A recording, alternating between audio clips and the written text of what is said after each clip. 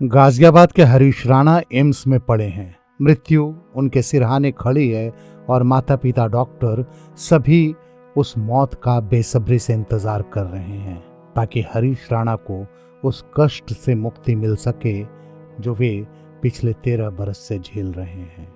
एक ऐसा ही परिवार मुंबई में भी है जो तकरीबन 2.5 साल से इस कोशिश में लगा है कि उनका बेटा मौत को हराकर जिंदगी की जंग जीत ले।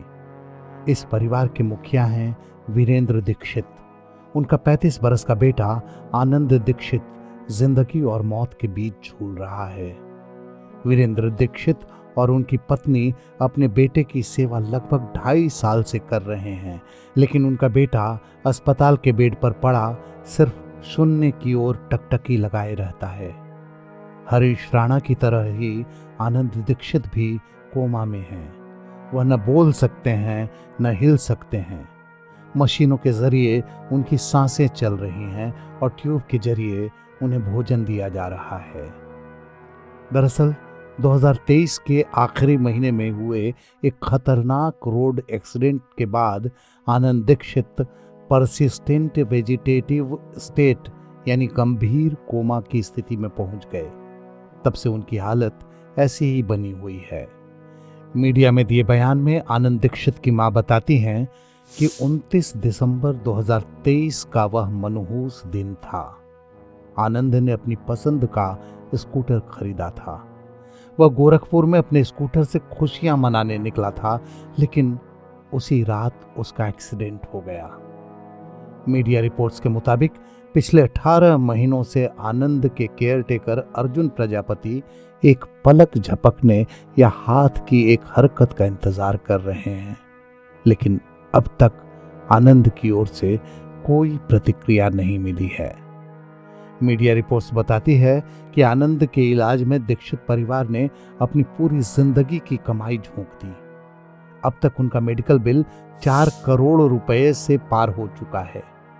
इस परिवार ने आनंद के इलाज में अपनी सारी बचत खर्च कर दी, फिर जमीन और गहने बेचकर इलाज कराया, लेकिन आनंद की हालत जस की तस बनी हुई है। इस परिवार ने बीमा कंपनी पर धोखे का आरोप लगाया है। उनका कहना है केयर हेल्थ इंश्योरेंस ने उनका क्लेम खारिज कर दिया, जिससे वे 50 लाख रुपए के अतिरिक्त कर्ज में डूब गए। आनंद के पिता वीरेंद्र दीक्षित कहते हैं कि जब हम कर्ज में डूब रहे थे तब इंश्योरेंस कंपनी ने हमारा साथ छोड़ दिया। मीडिया रिपोर्ट्स बताती है कि दीक्षित परिवार का दुर्भाग्य यहीं नहीं रुका। जब वे लोग कोकिलाबेन और लोटस जैसे अस्पतालों में आनंद की जिंदगी बचाने की जद्दोजहद में लगे थे, तब बीएमसी ने मुंबई स्थित उनका घर ध्वस्त कर दिया।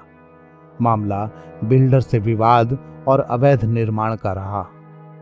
घर टूटने के बाद यह परिवार अब किराए के एक मकान में रह रहा है ताकि मुंबई में आनंद का इलाज जारी रखा जा सके। लगभग 2.5 वर्ष के संघर्ष के बाद भी यह परिवार आनंद की सलामती के लिए संघर्ष कर रहा है। सब कुछ लुटाकर भी आनंद की जिंदगी पा लेना चाहता है। आनंद की मां अपने बेटे का फोन और घड़ी संभाल कर रोज अपने पास रखती हैं कि न जाने कब उनका बेटा उठे और इन्हें मांग ले।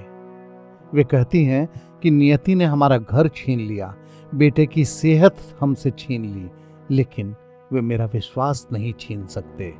मैं बस एक चमत्कार का इंतजार कर रही हूं।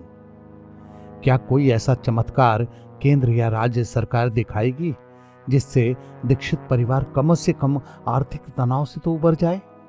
संभव है इस परिवार का संघर्ष देखकर सरकारों का दिल पसीजे या अस्पताल ही मुफ्त इलाज करने को तैयार हो जाए, जैसा कि नर्स अरुणा शानबाग के साथ केईएम अस्पताल के कर्मचारियों और नर्सों ने दिखाया था।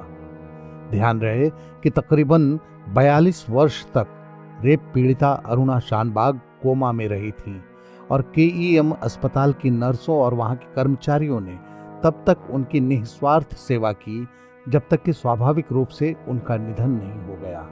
इस खबर में फिलहाल इतना ही। देश और दुनिया की बाकी खबरों के लिए देखते रहिए India.com।